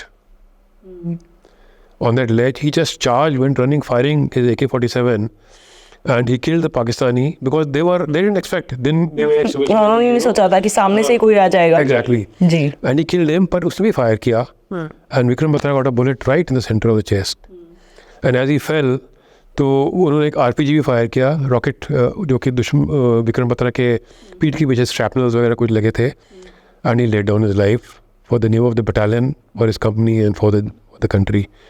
पर जैसे ही आग की तरह बात फैली तो इमीडिएटली डेल्टा कंपनी जो कि उस वक्त रिजर्व थी पीछे चार्ली कंपनी के साथ, और चार्ली कंपनी सब ने इमीडिएटली इकट्ठे होकर चार्ज किया और दिन में ही हमला कर दिया cross the ledge. And the enemy was totally surprised, he was so surprised कि पीछे उसके बिल्कुल जब हम लेज जैसे क्रॉस करके नीचे जाते हैं तो एक फाइबर ग्लास हट वहाँ पे बना हुआ था, जो कि हमको नज़र नहीं आ रहा था कहीं से भी। वहाँ पे वो स्टोव जला के एक दुश्मन का आदमी हलवा बना रहा था सुबह सुबह, and then he was shot in that manner, totally surprised. So we captured point 4875 on the 7th of July, but at the loss of a very, very brave soldier and officer, Captain Vikram Batra. As a CEO कितना tough होता है ये face करना कि कोई officer, कोई जवान जो आपकी कमांड में है वो शहीद हो जाते हैं? तो It is very difficult, and it is very difficult to explain, to put because into CEO words. को हम एज अ फादर फिगर देखते हैं। Right. मैं आर्मी में रही हूँ, मैंने खुद मतलब ये फील किया है कि कैसे मेरे हस्बैंड या जो भी हैं उनको फादर फिगर देखते हैं कि जो बोल दिया बस दैट्स इट फाइनल, आप आई कांटेक्ट नहीं करेंगे। और वैसे तो ये कैसे मतलब आपके ऊपर क्या बीती होगी? मतलब it's very difficult to explain, we are also human beings, and two of the officers जो हमने lose किया, वो इतने यंग, मतलब very young, and मतलब he's such a bubbling officer who had such a bright future. इस वक्त वो अभी ब्रिगेडियर या मेजर जनरल होता, इतनी काबिलियत थी उसमें, and losing him like this is so sad. It's so sad. It cannot be put into words. The trauma that you get. But at that moment, in the heat of the moment, क्योंकि you have a task at hand and you have a job to do. At that moment, we continue to do that. लेकिन but then when you come back and you go over you know what has happened, it's very difficult to you know absorb. It's very very difficult. You know मैं तो अभी भी विक्रम बत्रा का twin brother है विशाल, तो हफ्ते में एक बार हमारी ज़रूर बात हो जाती है. You know, we like family now actually, and his father also, his mother passed away last year, and I'm in continuous touch, you know, with him and with so many other martyrs and jawans of the battalion. मुझे 3 साल हो गए retire हुए, पर मुझे हर दूसरे तीसरे दिन जवानों के फ़ोन आते रहते हैं. जय माता की साहब जी, you know, हमारी जय माता की बोलते हैं पलटन में, and मतलब I am still working with some other job, पर दिन में मतलब 4-5 फ़ोन जवानों के आ ही जाते हैं. So that is the kind of bonding affiliation we have with the battalion. आपकी वाइफ को पता था कि ये सब हो रहा है और ऐसे, क्योंकि आपने बुक में मेंशन किया कि आप हमेशा बोलते थे all well, all is well, ये वो. तो शुरू में तो मैंने कुछ नहीं बताया जी. यू नो वहाँ पे एक एचडी बूथ था, उससे हम बात करते थे, और बाद में कुछ हमारे पास सैटेलाइट टेलीफोन्स भी आए, तो आई चल कि नहीं सब ठीक है, कुछ नहीं है, बिकॉज उनको पता नहीं चला था क्या हो रहा है. लेकिन 5140 कैप्चर करने के बाद जब हम नीचे उतरे तो हमारा बरखा दत्त वॉज देयर, उसने हमारा इंटरव्यू लिया, और 1-2 दिन बाद जब वो स्टार न्यूज़ के ऊपर आया तो मतलब we were actually on TV everywhere. तो जब उसने मेरे को देखा वहाँ पर you know totally sunburn face, दाढ़ी बड़ी हुई, और यू नो कैजुअल्टीज़ का काफ़ी रिपोर्ट आ रहा था टीवी के ऊपर उस वक्त, तो तब जब मैंने उससे बात की देन शी सेड कि आप तो झूठ बोल रहे थे, आप तो इतनी सिचुएशन में हैं, you know. So then she was a little shaken up, और उसके लिए और भी डिफिकल्ट सिचुएशन था क्योंकि मैं इधर द्रास में था, लड़ाई लड़ रहा था, and her brother who was in 10 Paras, lieutenant general Vivek Dogra. हाँ वो उस वक्त तो he was a major 10 Para SF में थे, वो बटालियन सेक्टर में थे. जी. तो both husband and brother you know fighting the Kargil war, and for her it was a very difficult situation. कितना टफ रहा होगा, बिकॉज उनके लिए तो दोनों ही इम्पोर्टेंट है. उनके लिए बहुत टफ था, पर लेडीज मैंने देखा है they surprise you. My wife surprised me. You know, we were very young. You know, I was just a young major, just made lieutenant colonel that time. और ईना को जब पता चला कि यू नो ऐसे हो रहा है, और कैजुअल्टीज़ हमारी जो श्रीनगर से सीरियस कैजुअल्टीज़ को हम दिल्ली में बेस हॉस्पिटल में लेके जा रहे थे. She went to base hospital. मैंने नहीं बात की, टाइम ही नहीं होता था बात करने का, अपने आप अपनी इनिशिएटिव पे अपनी मदर के साथ she went to the base hospital, और वहाँ पे 13 जैक आपको सबसे मिलते थे, पर स्पेशली जो 13 जैक की कैजुअल्टीज़ वहाँ पे आ रही थी, नवीन वहाँ पर इवैक्यूएट हुआ था, कैप्टन नवीन. तो she used to go every day, meet them, you know, take some fruits and cakes and all for them, boost up their morale, क्योंकि कभी इंजरी काफ़ी ज़्यादा थी. आई वाज वेरी सरप्राइज जब मैं बाद में नीचे पहुँचा, मुझे पता चला कि ईना ने ऐसा किया. You know, I was very proud of her. ये जब फैमिली से आप मिले, जब शहीदों को लेकर आया गया, तब कैसा था वो बताएंगे? Very very difficult situation. You know it is जब हमारी लड़ाई ख़त्म हुई और हमने मूव करना था, तो मैंने स्पेशल परमिशन ली कमांड हेडक्वार्टर से, और मैं, मेरी वाइफ और सूबेदार मेजर, हम लोग एक जिप्सी में we went to all the martyrs, जितने भी हमारे बटालियन के शहीद हुए थे. एक के घर नहीं पहुंच पाया था मैं, जो केरला में था. तो हम सबके घर गए और सबसे मिले, और जो इनिशियल ऑफ कोर्स कंडोलेंस तो खैर दिए ही, और उनकी बहादुरी की जो उनके बारे में बताया, और यू नो उनकी जो प्रॉब्लम्स थी वो हमने उनसे बातचीत की. पर it was very very difficult, you know, specially in one case Naik Ranbir था, एंड जब हम उसके घर पहुँचे तो his wife was pregnant. You know, and his old father, I still remember, Ranbir's father, you know, beard, and he was offering us lassi and all that, you know, controlling his emotions. It was a very touchy moment.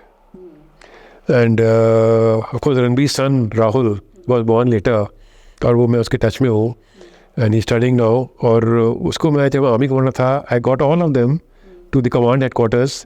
And I have a beautiful photograph. You know, Ranbir is very handsome. Ranbir's son Rahul. Ranbir, of course, was very handsome, but Rahul is again very handsome, and we keep talking as a family. Dimple के बारे में बात करना चाहेंगे आप? Captain Vikram Batra. I have not met her actually. But शहीद के time पे जैसे जब वो उनके आए थे, तो जैसे हमने मूवी में तो उसमें भी दिखाया, दोनों मूवीज़ में मतलब वो दिखाया है, शेरशाह में बहुत ज़्यादा डिटेल में दिखाया है. मैं एक्चुअली क्योंकि जब विक्रम मॉर्टल रिमेन्स जब ले जाई गई तो मैं तो ऊपर था. यू नो, हम लड़ाई लड़ रहे थे continue. I couldn't go from there. I met the family much later. बाद में मैं गया उनके घर, जैसे मैंने बताया. तो I didn't know that time about Dimple and all that, and I have not met her actually, so I think we can avoid talking about that. आपने जो बुक लिखी बायोग्राफी लिखने का, ये आइडिया आपको मतलब कहाँ से आया? बुक लिखने का, you know, should have come out much earlier. Already मतलब बुक काफ़ी लेट हो चुकी थी, क्योंकि यू नो कारगिल की लड़ाई लड़ी हमने, मैं सीओ था उस वक्त लड़ाई के दौरान, और पलटन ने इतना अच्छा किया, तो बुक तो बहुत पहले आ जानी चाहिए थी, पर टाइम ही नहीं मिला. तो सबसे पहला जो मेरा एम था बुक लिखने का, वो था मतलब as a tribute, as a श्रद्धांजलि टू 13 जैकरेफ, जो मेरी बटालियन है, ब्रेव तो brave, to the brave soldiers of 13 JAK RIF, officers, JCOs, जिनके साथ मैं बड़ा हुआ, यू नो, जिनके साथ मैं आई रब shoulders and learn so much and grow up, और जिनके साथ मैं यू नो कारगिल की लड़ाई में मैंने लड़ाई लड़ी, और उन मार्टियर्स को यू नो याद करूं, जिन्होंने यू नो पलटन के लिए यू नो अपने जान न्यौछावर कर दी. दूसरा एम था कि मैं जो देश के नौजवान हैं उनको बताना चाहता था कि nothing is impossible, you know, to motivate them, you know, कि if a person like me, you know, coming from such a background, you know, very humble background से लेकर, अगर मैं मेहनत कर सिंसियरिटी से, यू नो, हार्ड वर्क से इस लेवल तक पहुंच सकता हूं, अगर मैं कर सकता हूं तो आप भी कर सकते हो. और तीसरा जो मेरा एम था कि वो देश के नौजवानों को आर्मी लाइफ के बारे में बताना, कि आर्मी किस प्रकार की लाइफ है, यू नो, कैसे आपको you know adventure, challenges, exposure, और कहाँ आपको यू नो घुमाती है, कैसी लाइफ है. यू नो, देश तो मैंने पूरा घुमा ही हुआ है, बट मुझे अपॉर्चुनिटी मिली UN मिशन में सर्व करने के लिए अंगोला में, वहाँ के अलग एक्सपीरियंस थे, और फिर मैं 3 साल चाइना भी रहा हूँ एज ए डिफेंस अटैचे, तो वहाँ का भी एक्सपोजर मिला. तो ये लाइफ मैं देश के नौजवानों को बताना चाह रहा था कि क्या लाइफ है फ़ौज की, और आप फ़ौज ज्वाइन करें और इस लाइफ को यू नो जिए. आपकी 13 जैकरेफ को 37 गैलेंट्री अवार्ड्स मिले थे, जिसमें से 2 परमवीर चक्र, 8 वीर चक्र और 14 सेना मेडल थे. एक वीर चक्र जब आप लेने गए थे तो आपने एक इंसिडेंट डाला हुआ है बुक में, जो मुझे बहुत इंटरेस्टिंग लगा, कि आपके फादर इस खुशी में कम थे कि बेटे को वीर चक्र मिलने जा रहा है, बल्कि उनका कुछ और ही प्लान था. प्लीज़ आप वो ऑडियंस को बताएंगे एक बार. I am one of the youngest in the family, of course I have a younger sister.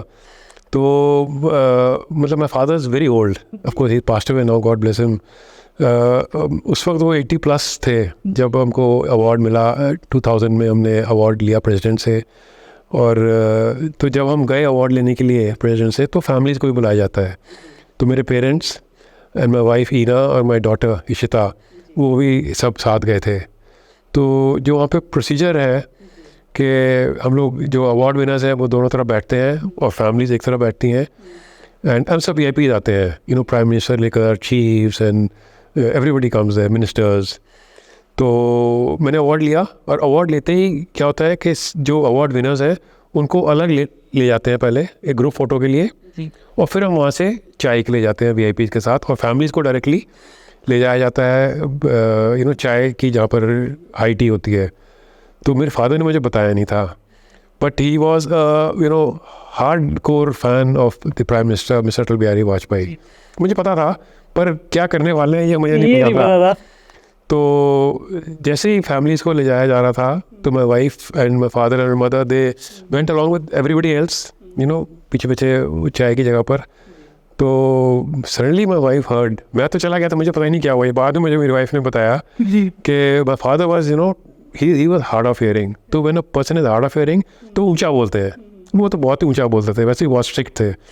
तो ऊंचा बोलते हुए वो प्राइम मिनिस्टर की तरफ बढ़ रहे थे, और वो उन्होंने मुझे भी दिया हुआ था एक राम रक्षा सूत्र जी, क्योंकि वो बोलते थे कि अपना हमेशा जेब में रखो. तो वो प्राइम मिनिस्टर को देना चाहते थे, मिस्टर अटल बिहारी वाजपेयी को.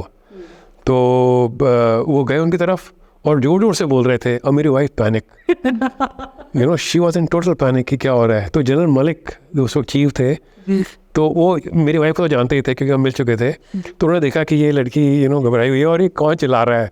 तो आए, उन्होंने इमीडिएटली, वो प्राइम मिनिस्टर के साथ साथ चल रहे थे. तो उन्होंने फादर सेड कि मैं ये देना चाहता हूँ. तो फिर उन्होंने वो प्राइम मिनिस्टर को दिया, उन्होंने बड़े आदर से वो लिया और अपने पास रखा. एंड तो मैं फादर का तो मतलब वो दिन बन गया. और उसके बाद वो जब भी यू नो मौका मिलता था, ये कहानी हमेशा बताते थे कि कैसे उन्होंने वाजपेयी जी को वो राम रक्षा सूत्र उनको प्रेजेंट किया। जी। या जब आप बुक लिख रहे थे, कुछ ऐसे एक्सपीरियंस जो आपको रिविजिट करने में बहुत पेन हुआ है? कई ऐसे स्पेशली ऑब्वियसली जैसे विक्रम बत्रा का आपने काफ़ी मेंशन किए हैं, करेक्ट। और कोई ऐसा? एक जो इंसिडेंट है जो मैं एक्चुअली ज़िंदगी भर भूल नहीं सकता, क्योंकि वो बिल्कुल आंखों देखी मेरे सामने हुआ था, वॉज जब हम दिन में हमला कर रहे थे हम्प कॉम्प्लेक्स रॉकी नॉब के ऊपर एक्चुअली। तो हमने एक हमला किया था अल्फा कंपनी ने 14 जून को। वो सक्सेसफुल नहीं हो पाया, जी। सक्सेसफुल नहीं हुआ, पर कोई कैजुअल्टी नहीं हुई, लकीली बच गए। और वो अब सक्सेसफुल इसलिए नहीं हुआ क्योंकि वहाँ पर जो है बहुत बड़े बड़े बोल्डर्स थे, पत्थर थे बड़े बड़े, और हर पत्थर के पीछे एक स्नाइपर लेके दुश्मन बैठा हुआ था, मूवमेंट नहीं हो पा रहा था। और वहाँ पर एक इलाका था रॉकी नॉब जिसको हम बोलते थे, उसके ऊपर एक बंकर बना हुआ था, उसमें दुश्मन ने हथियार लगाया हुआ था, तो वहाँ से फायर कर रहा था। तो हमने कहा कि ठीक है, हम दिन में हमला करेंगे। तो हमने रॉकेट लॉन्चर फायर किए, रॉकेट जो जा रहे थे वो पत्थर टकराते थे और वैसे ही गिर जाते थे, कुछ इफेक्ट नहीं हो रहा था। फिर हमने प्लान किया, you have to think on your feet, ये नहीं काम कर रहा तो ये करो, ये नहीं कर रहा तो ये करो, कि हम ओके एयर बर्स्ट फायर करेंगे, क्योंकि दुश्मन के ऊपर कवर नहीं था। फ्रंट से तो बोल्डर है सामने, बड़ा पत्थर है, लेकिन हेड कवर ऊपर से कवर नहीं, ओवर हेड कवर नहीं है। तो हम लोग ठीक है, हम ऐसे फायर करेंगे रॉकेट को कि वो जो ऊपर ऐसे फटेगा हवा में, टाइम होता है। तो हमने 4-5 रॉकेट लॉन्चर लगाए और हम हवा में एयर बर्स्ट फायर कर रहे थे। तो मैं ऐसे खड़ा हुआ था, मेरे साथ में रणवीर था, इधर जगन्नाथ था, इधर 2-3 और रॉकेट लॉन्चर फायर कर रहे थे। तो रणवीर ने फायर किया और एकदम से मुझे बोलता है, फायर थक किया और ऐसे नीचे बेंड हुआ। मुझे कहा कि सर उनका स्नाइपर मुझे नज़र आया, नेक्स्ट राउंड से I will kill him, I will get the sniper. मुझे नज़र आ गया कि इसकी लोकेशन क्या है। तो मैंने भी एकदम से पत्थर के पीछे साइड से देखा, मुझे नज़र आया स्नाइपर, ऐसे प्रोफेशनल ऐसे रखा हुआ तैयार रेडी। तो मैं अभी रणवीर से बात कर रहा था कि Ranveer, I am talking to him, और उसका नंबर 2 रॉकेट पीछे से लोड कर रहा है कि मैंने कहा उसने तुम्हें देख लिया, यू चेंज योर पोजीशन। पर उसमें इतना उस वक्त वो जोश था, एड्रेनलिन था कि वो मतलब उसको कुछ सुनाई दे रहा कि मैं क्या बोल रहा हूँ। वो इसने उठाया रॉकेट लॉन्चर, उसने लोड किया, वो खड़ा हुआ और वो स्नाइपर वहाँ वेट कर रहा था। और ठक, मतलब he was standing here 2-3 foot मेरे से राइट साइड में, यहाँ लगी गोली, नीट क्लीन वूंड यहाँ पर, और वो मेरे सामने ऐसे गिरा नीचे। एंड मतलब दैट सीन तो I can never forget in my life. I saw him dying in front of my eyes. 1 minute में उससे बात कर रहा हूँ and suddenly I saw him falling, and then for the first time I saw a man dying actually. he kept breathing. ये वही रणबीर जिनके आप बताते कि father lassi sir. Correct. And that was so much of a shock. For me तो you can't imagine, पर 2 कंपनियां जो पीछे थी जिन्होंने हमला करना था इसके बाद, वो अभी मुझे देख रही थी। Within minutes, एक स्नाइपर ने और फायर किया, Jagannath, he got a bullet and I saw him, dead within minutes. So I had to call off the attack. फिर मैंने कॉल ऑफ किया, फिर मैं वापस गया, फिर हमने और तरीके अपनाए और फाइनली ऑफ कोर्स कैप्चर तो किया ही हमने। लेकिन ये जो सीन है, ये I think till the day I die I can never forget this scene. जो स्नाइपर होते हैं ये मुझे जहाँ तक मैं देख पा रही हूँ सबसे ज़्यादा टफ इनको टारगेट करना होता है, क्योंकि इनकी नज़र होती है। हाँ, ये actually he is doing a pinpoint targeting. उसके पास टेलीस्कोप है and he is not firing a MMG जो कि एरिया वेपन टाइप है, या राइफल के लिए accuracy is not as good as a sniper. A sniper with a telescope, a very trained sniper, he can take targets moving at 2 kilometers, headshot सीधा। तो वो single आदमी है तो उसको टारगेट करना मुश्किल हो जाता है, टफ हो जाता है। हाँ जी, क्योंकि he is taken cover, he is behind cover and वो वहाँ से टारगेट कर रहा है और सिंगल टारगेटिंग कर रहा है, तो इट्स डिफिकल्ट। क्या आप भी अपनी पास्ट लाइफ जानना चाहते हैं? क्या आप भी जानना चाहते हैं कि क्या कर्म करके आए थे जिसकी वजह से ऐसी जिंदगी मिली है, अच्छी या बुरी? क्या आप भी अपने फ्यूचर को जानना चाहते हैं? आपकी लाइफ में जो भी प्रॉब्लम चल रही है, बहुत टाइम से किसी कंपेटिटिव एग्जाम की मेहनत कर रहे हैं बट उसमें सक्सेस नहीं मिल रही है, उसमें आपको जो अचीव करना चाहते हैं वो नहीं मिल रहे हैं, कोई बिजनेस आपने खोला था लेकिन वो बिजनेस वैसे का वैसा ठप हो गया है, शादी नहीं चल रही है, सोलमेट कौन है, कभी आया भी था लाइफ में या आना है, इन सारे सवालों के जवाब आपको आकाशिक रीडिंग में मिलेंगे। यस, मैं बात कर रही हूँ आकाशिक रीडिंग की। आकाशिक रीडिंग में बेसिकली होता क्या है? आकाशिक रीडिंग में आपकी सोल की जर्नी का पता चलता है, आपकी आत्मा क्या कर्म करके आई थी, जिसके बेसिस पे आपका फ्यूचर पता चलता है कि आपको क्या करना चाहिए, कौन सा बिजनेस आपके लिए सबसे बेस्ट है, कौन से बिजनेस में आपको तरक्की मिलेगी, आपका सोलमेट कौन है, कैसे पहचाने उसे, वो कैसा दिखता होगा। तो जब भी वो आपकी लाइफ में आए उसे जाने नहीं देना है, उसी से शादी करिए। किसी गलत इंसान से शादी करके जिंदगी भर मत पछताइएगा। अगर आप अपने किसी लव्ड वन से जो इस दुनिया में नहीं है, आप जानना चाहते हैं कि उनकी डेथ क्यों हुई, क्या उनकी कोई इच्छा थी, वो मुक्त हैं भी या नहीं भी, इन सारे सवालों का जवाब आपको सिर्फ और सिर्फ मेरे पास मिल सकता है। बहुत वास्ट एक्सपीरियंस के साथ मैं बात कर रही हूँ डॉक्टर ममता, जिसने आकाशिक रीडिंग को एक नई पहचान दी है, हर एक इंसान तक पहुंचाया है। तो अगर आपको भी अपना अपॉइंटमेंट चाहिए, आपको भी बुकिंग करनी है, तो आपको नीचे वेबसाइट दिख रही होगी, नंबर्स दिख रहे होंगे, आप कॉल कर सकते हैं, अपनी प्रॉब्लम बता सकते हैं। इसमें बच्चों की भी रीडिंग हो सकती है, बच्चों की भी रीडिंग की जाती है। अगर आपका बच्चे को कोई प्रॉब्लम है, ऑटिज्म से सर्वाइव कर रहा है या क्यों है ऐसा वो बच्चा, क्या किस्मत, आपने क्या ऐसे दान पुण्य किए थे जिसकी वजह से आप इतने सौभाग्यवती हैं, जो भी आपके सवाल हैं वो उन सब सवालों के जवाब आपको आकाशिक रीडिंग में मिलेंगे। जय माता दी।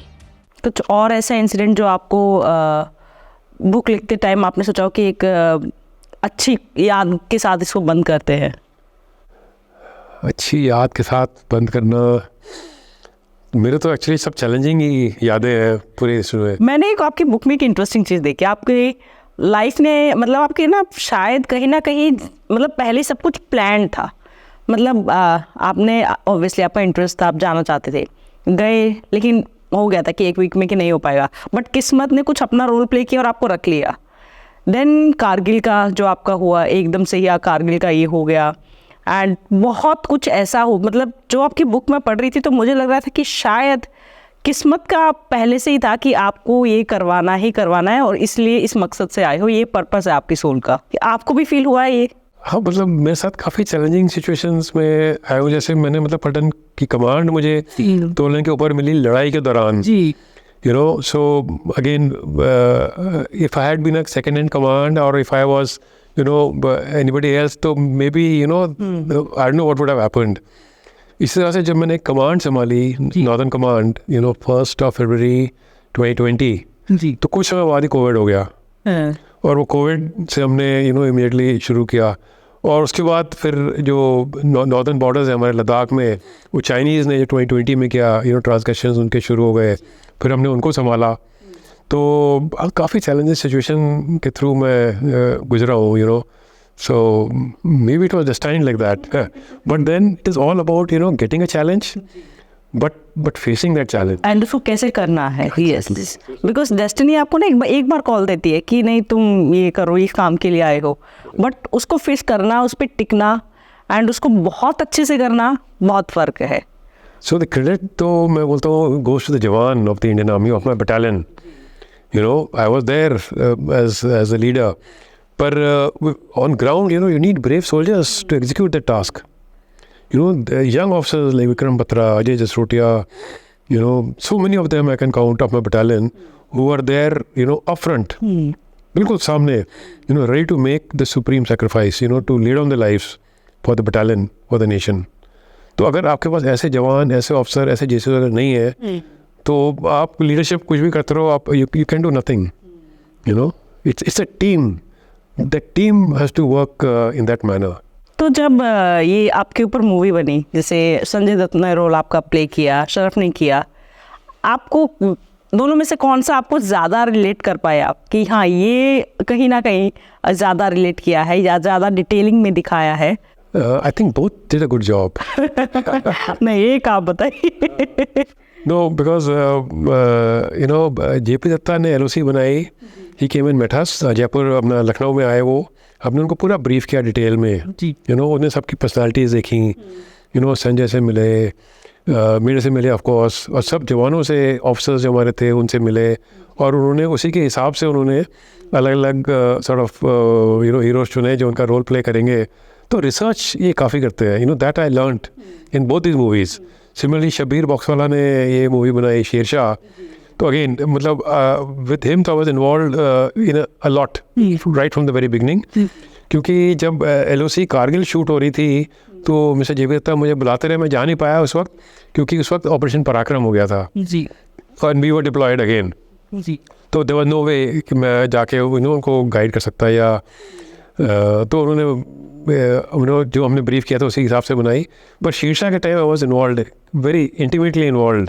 तो उसमें तो बिल्कुल भी मैंने देखा है कि because it was on my battalion, बेरे बैज, बेल्ट, टर्न आउट, जय माता दी, विशिंग, LOC कारगिल में थोड़ा सा वो राम राम बोल रहे हैं 13 जैकरफ में, तो हमारे जवान फिर रिलेट नहीं कर पाते हैं.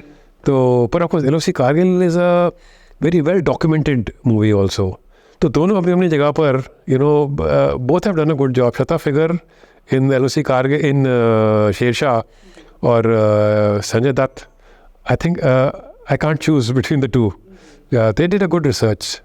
एक ये जो स्मोक वाला किस्सा जैसे हमने मूवी में देखा है, विक्रम बत्रा को शायद आप पूछते हैं, कैप्टन विक्रम बत्रा को स्मोक करते हो, एंड एक आप बताएंगे कि रियल में कैसे हुआ था ये? नहीं, ये तो हुआ ही नहीं एक्चुअली. तो ये मैं शबीर बकरा से बहुत नाराज हूँ कि मैं तो स्मोक करता ही नहीं, आज तक मैंने एक सिगरेट भी नहीं पिया. और एज अ CO अगर कर्नल जोशी विक्रम बत्रा को सिगरेट दे रहा है, that is unimaginable. This had happened in the army. तो मैं भी नहीं पीता, विक्रम बत्रा भी नहीं पीता था, और ये हुआ नहीं. तो मैंने जब देखा तो मैं I was very annoyed with Shabbir Bakshwala. मैंने कहा इसको काटो सीन को, कहता सर अब तो हो गया and all that, Bollywood the way they are. So but this didn't happen. Okay. Movies में आपको, जब आप मूवीज़ देखते हैं, आपने से बताया कि हाँ थोड़ी डिटेलिंग बहुत अच्छी हुई जैसे शेरशाह मूवी में. जब हम बाकी मूवीज़ भी देखते हैं तो कई बार मुझे भी लगता है कि वो लड़ाई कुछ और कर रहे हैं, बट यहाँ पे AC भी लगाया हुआ है, कमांडो, और पता नहीं क्या क्या, मतलब वो डिटेलिंग नहीं होती है. उसके बारे में कहना चाहोगे? बिकॉज ऑब्वियसली वो रिसर्च करते हैं बट यूनिफॉर्म पे ध्यान नहीं दिया जाता है. That's true. सो जो हम पहले पिक्चरें देखते थे उसमें ये बहुत गलतियाँ होती थी. और फौजी को दिखाते हैं बड़ी बड़ी मूछें, हाथ में केन पकड़ी हुई, साथ में कुत्ता चल रहा है, टिपिकल, और वो ये talking that gruff voice and all that. But now from LOC Kargil onwards these things have changed. So LOC Kargil में as far as the uniform is concerned, there's no error. In Sher Shah में तो it is all 13 jack. There is no error. मैंने एक तो अफसर भेजा था, Jamal, Jimmy. He went and stayed with them. And मैंने कहा एक चीज़ चेक करना कि बेरे बैच हमारा जैकरफ का होना चाहिए, टर्न आउट क्या जैकरफ लगा, ये वो विशिंग लाइक आई सेड, जय माता दी, कुछ और नहीं बोलेंगे, और जो बेसिक ड्रिल्स हैं वो करेक्ट होनी चाहिए. Perfect actually, there nothing wrong. तो पहले होता था बहुत ज़्यादा, जैसा मैंने बताया, सॉरी, कि यहाँ पर AC लिखा हुआ है, कहीं पे कुछ लिखा हुआ है, रिबन उल्टे लगाए हुए हैं. अभी नहीं है. People do a good job. अगर आप अपने आप को, अगर आप पर अगर मूवी बनती है, आपकी बुक आई है, कोई डायरेक्टर जो भी सुन रहे हैं प्लान करते हैं कि ओके, बिकॉज आपका रोल बहुत ही अलग रहा है, बहुत ही अलग जर्नी रही है, एंड मैं तो चाहूँगी आप पर मूवी बने, तो आप किसको देखते हो कि ओके ये एक्टर है जो शायद मेरे रोल के साथ, मेरी जर्नी के साथ जस्टिस कर सकता है? Actually, I think it is for Bollywood to decide. For me, it is very difficult to decide कि मेरा रोल कौन कर सकता है. But my wife, she keeps talking that maybe Akshay Kumar can do a good job if that ever happens. Ji. So I don't know. Siddharth Malhotra से आपका face बहुत ज़्यादा, बिकॉज ऑडियंस भी ऑब्वियसली, आप लोग भी कमेंट करना कि आप लोगों को क्या लगता है. मुझे बहुत ज़्यादा सिद्धार्थ मल्होत्रा से बहुत ज़्यादा, बट ऑब्वियसली वो कैप्टन विक्रम बत्रा हम देख चुके हैं तो अब वो फील आएगी नहीं. तो ऑब्वियसली अक्षय कुमार तो बिल्कुल, अगर वो देख रहे हैं तो बिल्कुल कंसिडर करेंगे. Thank you so much. बात करके आपके साथ बहुत अच्छा लगा. कुछ मोटिवेशन, कुछ आप कहना चाहेंगे ऑडियंस को जो SSB की तैयारी कर रहे हैं, जो इस तरफ अपना बहुत मेहनत कर रहे हैं, आर्मी ज्वाइन करना चाहते हैं, डिफेंस ज्वाइन करना चाहते हैं? देश के नौजवानों को मैं बताना चाहता हूँ कि नथिंग इज इम्पॉसिबल. जी. अगर हम कारगिल का युद्ध लड़ सकते हैं, जिसमें कि दुश्मन ऊंचाइयों पर बैठा हुआ है, कवर लेने को कहीं जगह नहीं है, और जिस रूट से हम हमला कर रहे हैं वहीं पर दुश्मन MMG लेके बैठा है, जो कि बिल्कुल एक इम्पॉसिबल टास्क था. अगर हम ये कर सकते हैं तो कोई भी कुछ भी कर सकता है. It is not difficult. ज़रूरत है हार्डवर्क की, मेहनत और लगन से आप कुछ भी अचीव कर सकते हैं. और दूसरा ये जानना ज़रूरी है कि आपको चैलेंजेस आएंगे, मुश्किलातें आएंगी, देयर विल बी फेलियर्स, पर फेलियर से घबराना नहीं है. You have to take it as a lesson. उससे आपने सीख लेनी है और आगे बढ़ना है. तो जब भी कोई फेलियर आता है तो फेलियर से डील करने के 2 तरीके हैं कि भाई कहानी ख़त्म, दुकान बंद करो, घर जाओ, और take it as a lesson, सीखो उससे और आगे बढ़ो. That is very very important. Never fear, क्योंकि दुनिया में कभी भी ऐसी सिचुएशन नहीं आएगी कि आप हमेशा जीतते रहोगे. You know, it is always that, you know, there will be a number 2, there will be a number 3. If there was no competition, everybody was coming first, तो फिर ज़िंदगी मतलब किस प्रकार की ज़िंदगी होती. सो चैलेंजेस होंगे, उनको फेस करिए और आगे बढ़िए. और you know, don't look at a beaten path. जो किसी ने रास्ता आगे बनाया हुआ है उसी को फॉलो करना नहीं, अपना रास्ता बनाओ. Make your own way and succeed in life. All the very best. Thank you very much. Thank you so much. जय माता दी. जय हिंद, जय माता की. आपको कैसा लगा ये पॉडकास्ट कमेंट्स में ज़रूर बताइएगा. एंड जो मैंने एक पूरे पॉडकास्ट में एक क्वेश्चन किया है वो भी कमेंट्स में ज़रूर जवाब देना. इस पॉडकास्ट की छोटी छोटी क्लिप्स आपको दूसरे चैनल पे मिल जाएंगी, द ममता पॉडकास्ट क्लिप्स. उसको भी जाकर ज़रूर देखिएगा, ज़रूर शेयर करिएगा. ऑब्वियसली हम सब बहुत ज़्यादा रिलेट करते हैं, हम सब बहुत प्यार करते हैं इंडियन आर्मी को, कैप्टन विक्रम बत्रा को, जिन्होंने हमारे देश के लिए बहुत कुछ किया है. लेकिन जो उनको कमांड करते हैं, जिनके जब वो देखते हैं कि उनके बच्चे शहीद हो रहे हैं तो उन्हें कैसा लगता है, तो उसके लिए हमने जनरल जोशी को इन्वाइट किया था. ज़रूर आप देखिएगा एंड जो भी आपके क्वेश्चन है कमेंट्स में ज़रूर बताइएगा. जय माता दी, जय हिंद.